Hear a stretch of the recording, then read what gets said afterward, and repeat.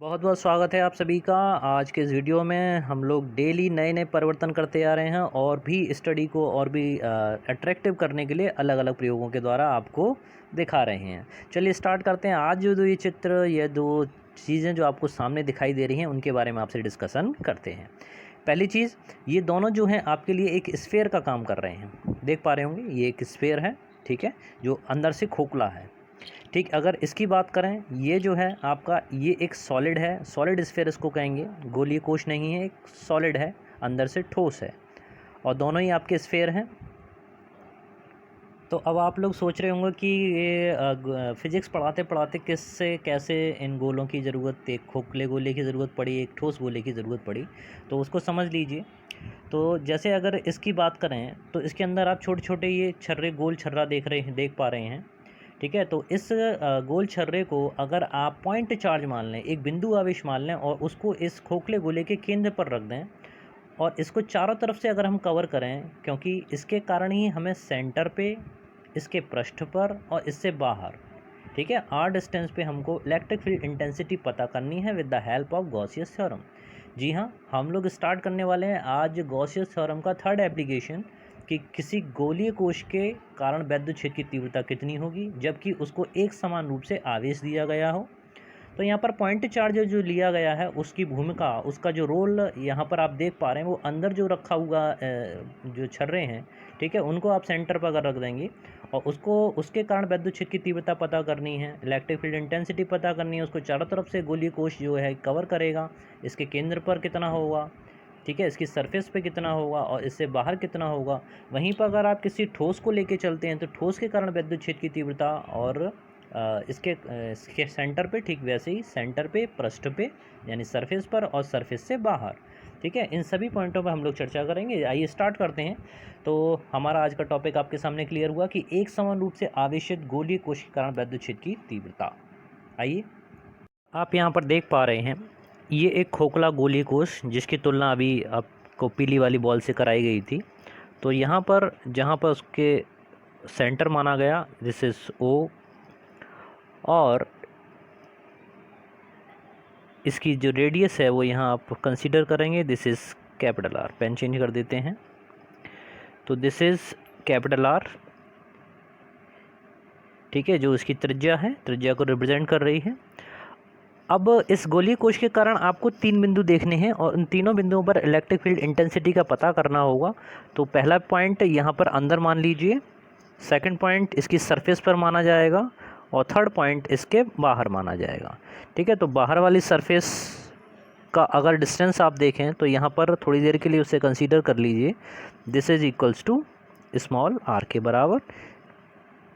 Distance सभी की वही ली जाएगी जिसके चारों तरफ ये माना जाएगा, ठीक है ना। तो यहाँ पर आप जैसे देख पा रहे हैं कि अगर आप किसी भी गोलीय कोश के कारण अगर इलेक्ट्रिक फील्ड इंटेंसिटी पता करनी है तो हमें उसे चारों तरफ से कवर करना पड़ेगा, जिसके कारण उस गोलीय कोश के ऊपर एक और कवर सरफेस आ जाएगी जिसका शेप भी ठीक स्फेरिकल सेल जैसा ही होगा। सिर्फ अंतर ये होगा कि वहाँ पर जो पृष्ठ क्षेत्रफल लिया जाएगा वो उस पृष्ठ क्षेत्रफल का मान 4πr² के बराबर होगा। ये जितनी भी डिस्टेंस चाहे वो उसे स्मॉल आर से रिप्रेजेंट किया गया हो या उसे कैपिटल आर से दिखाया गया हो। तो यहाँ पर थोड़ी देर के लिए हम लोग मानते हैं कि यहाँ पर यानी बाहर, यानी उस गोलीय कोश से बाहर, ठीक है ना, किसी बिंदु पॉइंट पी पर हमें इलेक्ट्रिक फील्ड इंटेंसिटी का पता करना है। तो इसका मान हम लोग आइए देखते हैं। जैसे अब तक बताते आए तो उसको अब सिर्फ लिखना भर है, आपको लिखिएगा। माना आर त्रिज्या का एक विलगित गोलीय कोश है जिसका केंद्र O है, और जब इससे Q आवेश दिया जाता है तब यह उसकी सतह पर एक समान रूप से फैल जाता है या वितरित हो जाता है। गोलीय कोश के केंद्र से r दूरी पर स्थित बिंदु P के लिए वैद्युत क्षेत्र की तीव्रता ज्ञात करनी है। तो जैसा मैंने आपको बताया कि हमें 3 बिंदु लेने होंगे, एक कोश से बाहर लेना होगा, एक उस गोलीय कोश के पृष्ठ पर लेना होगा, और एक उस गोलीय कोश के भीतर लेना होगा। तो आइए स्टार्ट करते हैं कि जब हम उस बिंदु P को गोलीय कोश से बाहर लें तो जैसे आप यहाँ देख पा रहे हैं, यहाँ गोलीय कोश से बाहर जो लिया गया है वो स्मॉल आर डिस्टेंस पे लिया गया है। एक बात ध्यान रखिएगा कि यहाँ पर जो कैपिटल आर है वो उस गोलीय कोश की रेडियस है, और जो particular that point which is P, वहाँ से जो डिस्टेंस है वो आपकी आर है, और यहाँ पर जो आर है, स्मॉल आर है, उसका मान ज़्यादा है कैपिटल आर से। तो जब आप इसे धनावेश देंगे तो वो धनावेश या चार्ज इसके सरफेस पर, इसके पृष्ठ पर एक समान रूप से वितरित हो जाएगा, यानी फैल जाएगा। मतलब यह है कि जितना आवेश ऊपर इधर होगा उतना ही हर एक भाग में इक्वल आवेश डिस्ट्रीब्यूट यानी वितरित होगा। अब गॉस की प्रमेय कहती है कि अगर इसके कारण आपको इलेक्ट्रिक फील्ड इंटेंसिटी पता करनी है तो सबसे पहले इसको चारों तरफ से कवर करो। तो जब आप इसको चारों तरफ से कवर करेंगे तो ठीक उसी के जैसा गोलीय कोश के जैसा ही प्रारूप आपको मिल जाएगा, जैसा हमने भी आपको बताया। लेकिन अब उसकी गोलीय पृष्ठ की जो रेडियस होगी, सेंटर वही ओ रहेगा, और जो रेडियस नापी जाएगी वो उसके केंद्र से यहाँ तक नापी जाएगी, और जो रेडियस होगी वो होगी आपकी स्मॉल आर। अगर गॉसी पृष्ठ का सरफेस एरिया देखा जाए, पृष्ठ क्षेत्रफल अगर देखा जाए तो किसके बराबर होगा, 4 पाई स्मॉल आर स्क्वायर के बराबर होगा। ध्यान रखिए, सबसे बड़ा क्लू पॉइंट इसमें आप यही है कि जब आप जिस भी पॉइंट पर आप कंसीडर कर रहे हो तो उतनी त्रिज्या का चारों तरफ, उसके चारों तरफ एक आप सरफेस बनाएंगे और रेडियस उसी पर्टिकुलर डिस्टेंस की ली जाएगी। ठीक है, तो इसी बात को हम अब लिख लेते हैं। तो देखेंगे उस चीज़ को हमने लिख दिया। समय की बचत के लिए मैं ऐसा कर लेते हैं।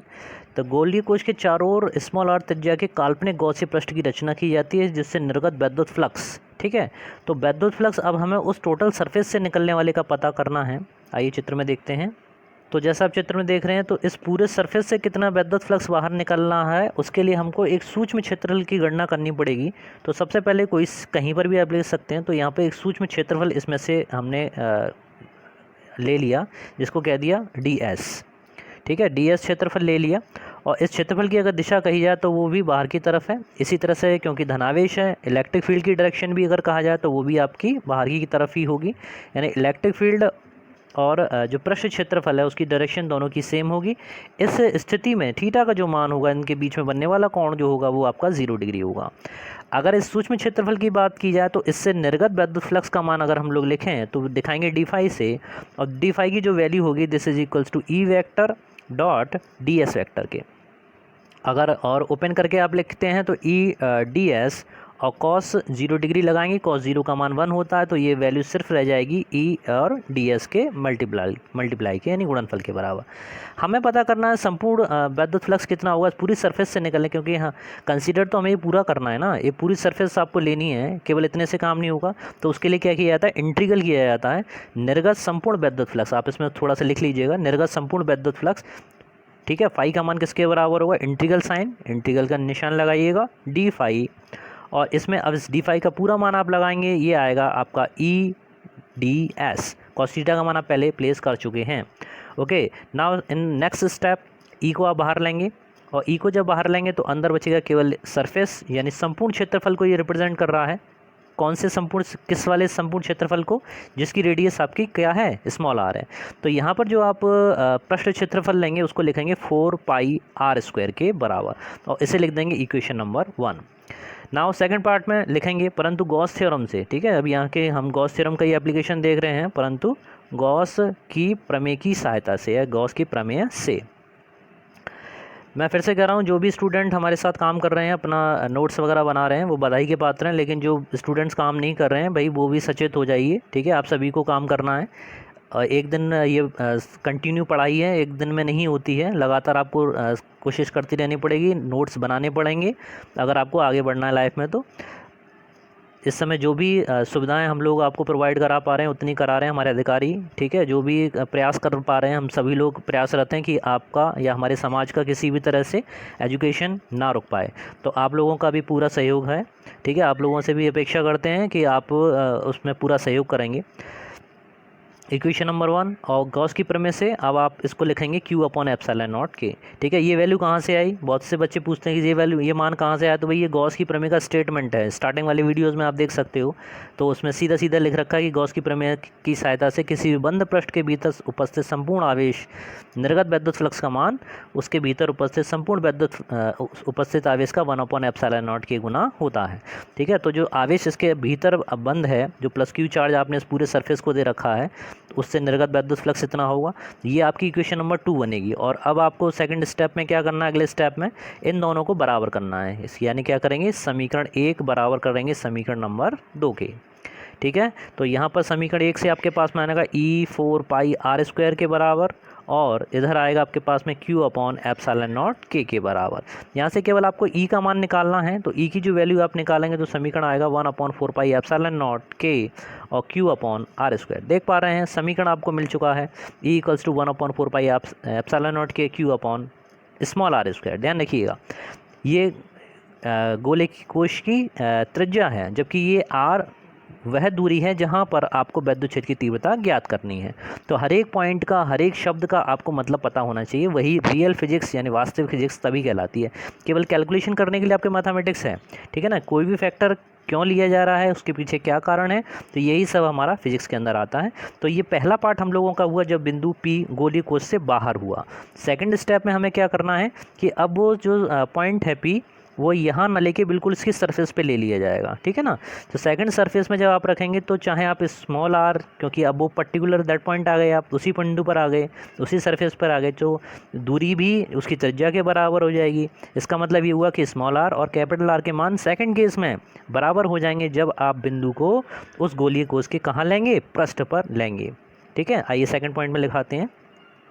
तो सेकंड स्टेप में जब प्रेक्षण बिंदु P गोलीय कोश के पृष्ठ पर हो, ठीक है, तो इन दैट कंडीशन जैसे मैंने आपको इंडिकेट किया कि इस स्थिति में स्मॉल आर का जो मान है वो कैपिटल आर के बराबर हो जाएगा। तो सिर्फ जो फॉर्मूला हमको मिला था E equals to 1/4 pi epsilon naught K और Q अपॉन क्या मिला था आपको, स्मॉल आर स्क्वायर लिखा था, ठीक है ना। तो स्मॉल आर को सिर्फ आप रिप्लेस कर देंगे विद द कैपिटल आर। तो यहाँ पर सिर्फ आपको करना ये है कि E equals to 1/4 pi epsilon naught K Q upon R square के बराबर करना है, ठीक है। अच्छा एक चीज़ और मुझे थोड़ा ध्यान आ रही तो मैं उसको बता दूं आपको कि आप लोग जो कॉपी कर रहे हो, ठीक है ना, कॉपी करने का मतलब बिल्कुल गुरुजी की ही कॉपी करनी है आपको। तो जैसे अभी मैंने देखा था एक बच्चे ने मुझे नोट में जो फ़ोटो खींच के भेजा है तो उसमें उसने ऐसे ही काम किया है। ये मैंने कैमरे की पोजीशन और लोकेशन के कारण थोड़ा सेटिंग सही रहती है, ठीक है ना, तो उसके कारण ये लाइनों को यूँ यूज़ कर लिया है। ऐसा नहीं है कि आप लाइनों को यूँ ही लिखेंगे, आप पर्टिकुलर लाइनों पर ही लिखें, ठीक है ना। ऐसा नहीं है कि हमने ऐसा किया तो आप ही ऐसा करेंगे, ठीक है ना। तो बिल्कुल एज इट इज़ कॉपी ना करिए, तो आपको पर्टिकुलर उसी तरह से लाइनों पे ही लिखना है, ध्यान रहे सभी लोग। अब आते हैं सी पॉइंट की बात जो करते हैं जब परीक्षण बिंदु उस गोलीय कोश के भीतर अगर होता है तो। आइए थर्ड पॉइंट की बात करते हैं जब प्रेक्षण बिंदु P गोलीय कोश के अगर भीतर हो, ठीक है। तो जैसे मैंने आपको बताया कि एक गोलीय कोश लिया गया था जिसकी त्रिज्या थी कैपिटल R और इसका केंद्र बिंदु था O। जब आपने इस गोलीय कोश को चार्ज दिया तो गोलीय कोश पर जो चार्ज दिया गया चार्ज है उसकी सतह पर एक समान रूप से फैल गया, ठीक है। अब हम लोग पढ़ चुके हैं इसके बाहर बिंदु पर विद्युत क्षेत्र की तीव्रता के लिए सूत्र, और अभी ऊपर पढ़ा हमने इसके सरफेस के लिए, ठीक है। तो स्मॉल आर और कैपिटल आर जब आप एक दूसरे के बराबर हो जाएंगे तो वो आप सरफेस पर पहुंच जाएंगे। In that condition the third part हम लोग बात कर रहे हैं जब वो पॉइंट कहाँ पर हो, इस बिंदु इस गोलीय कोश के भीतर हो। अब जरा आप ध्यान दें तो गॉस की थ्योरम ये कहती है कि उस आवेश को चारों तरफ से कवर करना है, ओके। तो अब जब आप ज़रा सोचिए, जब ये खोखला गोला है, गोलीय कोश है, तो जो चार्ज है वो तो बाहर सरफेस पर रह गया। क्या इसके भीतर जो हमने त्रिज्या स्मॉल आर त्रिज्या का गोला बनाया, गॉसीय पृष्ठ बनाया, क्या इसके भीतर कोई आवेश है? भाई जितना भी आवेश है उस गॉसी पृष्ठ के बाहर है। और गॉस की थ्योरम ये कहती है कि गॉस की थ्योरम जब तक लागू नहीं हो सकती जब तक कि उस पृष्ठ के भीतर, उस बंद पृष्ठ के भीतर कोई आवेश ना हो। इसका मतलब ये हुआ कि गॉस थ्योरम के अकॉर्डिंग इसके भीतर निकलने वाला विद्युत फ्लक्स आपका कितना होगा, कोई विद्युत फ्लक्स से बाहर नहीं निकलेगा, क्योंकि Q शून्य होगा तो आपका फाई भी शून्य होगा। और इसके कारण फाई शून्य होने के कारण इलेक्ट्रिक फील्ड इंटेंसिटी जब Q ही आपका ज़ीरो हो गया तो E का मान भी आपका क्या हो गया, ज़ीरो हो गया, यानी इलेक्ट्रिक फील्ड इंटेंसिटी ज़ीरो हो गई। देखिए सत्यम श्रीवास्तव, C2, धर्मवीर, अंकित, पुष्पेंद्र, नितिन कुमार, नवीन, अनुज, प्रमोद, ठीक है, काफ़ी सारे बच्चे हैं जो लगातार मेहनत कर रहे हैं और डेली मेरे पर्सनल व्हाट्सएप पे 5-5 उनकी 6-6 फ़ोटो कॉपियाँ सेंड हो रही हैं। लेकिन अभी इतने से हम लोग सेटिस्फाई नहीं हैं, और ख़ास तौर से मैं आपसे फिर से कह रहा हूँ कि जो स्टूडेंट मेहनत नहीं कर रहे हैं वो मेहनत करना शुरू कर दीजिए, ओके। इतना ज़्यादा हार्ड टास्क नहीं होता है, आपको सिर्फ वीडियो देखना है, समझना है और उसमें से देखकर उसको नोट करना है। तो ऐसा काम आप शुरू कर दीजिए, नहीं तो इसके जो भी रिज़ल्ट होगा उसके लिए आप उसके स्वयं जिम्मेदार होंगे। बात करते हैं आगे। तो इस तरह से आपने तीनों ही पॉइंट देखे। इलेक्ट्रिक फील्ड इंटेंसिटी ई का मान भी आपके किसके था, 0 था। तो तीनों बिंदु पता चल गए। इलेक्ट्रिक फील्ड गोली कोश के भीतर अगर कोई पूछे कि इलेक्ट्रिक फील्ड कितना होता है तो आप कह देंगे 0 होता है, 0 होता है। तो इस तरह से गोली कोश का ये आर्टिकल हम लोगों का पूरा होता है। नेक्स्ट वाले आर्टिकल में हम लोग पढ़ेंगे ठोस गोले के कारण। ठीक है, ठोस गोले के कारण वैद्युत क्षेत्र की तीव्रता के लिए क्या सूत्र आते हैं। मिलते हैं अगले वाले नेक्स्ट वीडियो में, तब तक के लिए जय हिंद, जय भारत। पढ़ते रहिए, बढ़ते रहिए। धन्यवाद।